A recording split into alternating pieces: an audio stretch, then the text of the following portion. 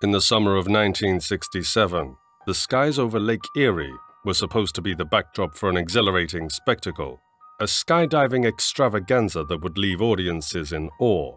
But what was meant to be a breathtaking display of skill and courage instead turned into a heart-wrenching tragedy that would forever be etched in the annals of aviation history.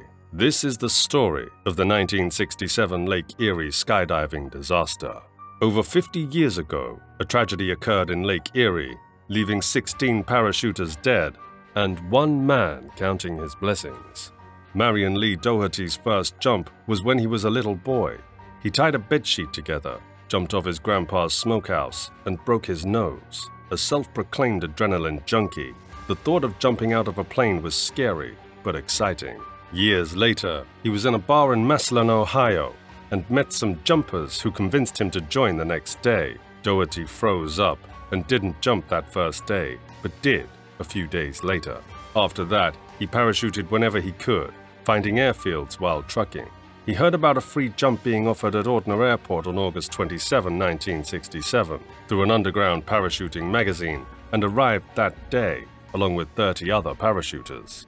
The 1967 Lake Erie skydiving disaster was a tragic event that happened on August 16, 1967, in Cleveland, Ohio. A skydiving exhibition was scheduled as part of the Cleveland National Air Show, and the plan was for 41 skydivers to jump from a World War II-era B-25 Mitchell bomber and parachute into Lake Erie as part of the show. The plane the parachuters took was a B-25 Mitchell warplane, a World War II medium bomber, and planned to drop 18 jumpers from 20,000 feet. I was supposed to go on that jump in Wakeman. We got down there and there were like 30 people that wanted to go. One was from Australia. They all converged there on Sunday morning at Ortner's, Doherty said.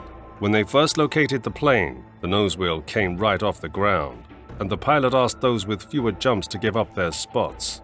Doherty, with fewer than 10 jumps at the time, was among those asked to leave. The plane took off with 20 sports parachutists into an overcast sky. The B-25 was set to fly over the airfield, have 18 jumps from 20,000 feet, and then have 2 jumps out at 30,000 feet. A one-engine Cessna 180 took off right after the bomber to photograph the parachuters. The B-25's pilot relied on ground control radar for navigation because of the dense cloud cover, but the air traffic controller mistakenly identified a Cessna on the radar as the bomber aircraft. Just after 4 in the afternoon, the bomber's pilot began releasing 18 parachutists after learning that he was 3 miles from the airfield. Sadly, the B-25 was actually 12 to 13 miles from the drop zone, while the Cessna was 3 miles away. All 18 jumpers were dropped in Lake Erie near Huron, with only 2 surviving. 16 people drowned, 15 men and 1 woman. The pilot of the B-25 noticed a hole in the clouds, and he saw water, making him concerned for the jumpers. The pilot returned to the airfield area, and the 2 remaining parachutists jumped safely. These guys were all young guys, but everybody had more jumps than I did. One guy had 1,000 jumps. The man upstairs must have had better plans for me. And one didn't involve drowning in Lake Erie, Doherty said. That's where fate stepped in and saved my life, because I would have drowned. According to a report from the National Transportation Safety Board, a survivor said they fell into a cloud layer and emerged at about 4,000 feet seeing water. Everything was fine until they hit that overcast. When they came out that overcast, they were at 4,000 feet, and that doesn't give you very long to make up your mind to do anything, Doherty said. One guy, he was able to use his helmet, which was lined with styrofoam, and use it as a kind of buoyancy, and it kept him above the water long enough until he was rescued. Doherty flew his plane that day in 1967 and called the conditions nasty. He admits he thought the jump would be cancelled due to weather conditions. I never really thought they'd go ahead with the jump. It wasn't until sometime Monday morning or late Sunday night that we had any inkling of anything happening, he said. The search for the parachutists lasted for 53 hours. Doherty said the search headquarters were set up at a nightclub in Huron. The club had a large deck where boats would dock for parties. But for the search, it was covered with rescue teams. Of the 16 who died, 15 bodies were recovered from the lake. They searched all day Monday and all day Tuesday, and the weather got bad. The lake really got choppy, and they called it off, he said. It was a sad, sad situation. They would bring those guys in, and they were dead, laying them out on that big wooden deck. Doherty said everyone took part of the blame for the incident. They blamed everybody. They blamed the pilot for permitting to jump. They blamed the jump master for giving the go-ahead, and they blamed the jumpers for jumping through the overcast. It was like a circus. Everybody was partly to blame, he said.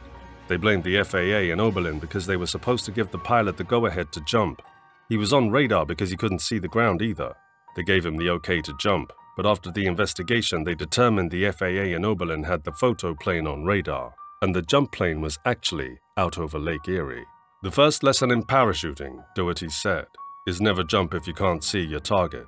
He remembered feeling disbelief after learning the jump happened. Doherty said he couldn't believe they went through with it. I can only imagine that it would have to be terrifying to come out of that mist and see the lake. It had to be terrifying. And to end up drowning after all that was terrible, he said. Tragically, 7 of the skydivers lost their lives in the accident, and several others sustained severe injuries. The heartbreak and shock reverberated not only through the airshow community, but also across the nation. Questions arose about the decision to proceed with the exhibition in such adverse weather, as well as concerns about pilot training and weather forecasting. The aftermath of the 1967 Lake Erie skydiving disaster was marked by grief and introspection. It led to a re-evaluation of safety protocols in aviation and skydiving, prompting changes in regulations and procedures for smaller events to ensure that such a tragedy would not be repeated. The disaster stands as a solemn reminder of the fine line between daring courage and unforeseen tragedy in the world of aviation. A lesson etched into the history of Lake Erie and the hearts of those who witnessed that fateful day. Tragically, a combination of factors, including adverse weather conditions and pilot error, led to a disaster during the exhibition. The B-25 bomber carrying the skydivers encountered poor weather conditions along with heavy rain and low visibility. The plane's pilot, inexperienced in flying in adverse weather, misjudged the altitude and location of the drop zone. As a result, the skydivers were released from the aircraft at an altitude too low for them to deploy their parachutes safely. This led to a horrific accident, with some of the skydivers plummeting into Lake Erie and others landing on a nearby breakwall. 7 skydivers lost their lives in the tragedy, and several others were injured. The skydiving accident on Lake Erie in 1967 served as a stark reminder of the value of safety procedures and training for both aviation and skydiving activities. Additionally, it prompted modifications to policies and procedures to avoid such mishaps in the future, notably with regard to skydiving demonstrations and parachute jumps from aircraft. What do you think about this? Let us know in the comments section below. If you enjoyed today's video, then make sure to leave us a thumbs up, and do not forget to subscribe to our channel and click on the bell icon to always be updated with the most exciting content as soon as it's uploaded. Thanks for watching. See you again soon in another video.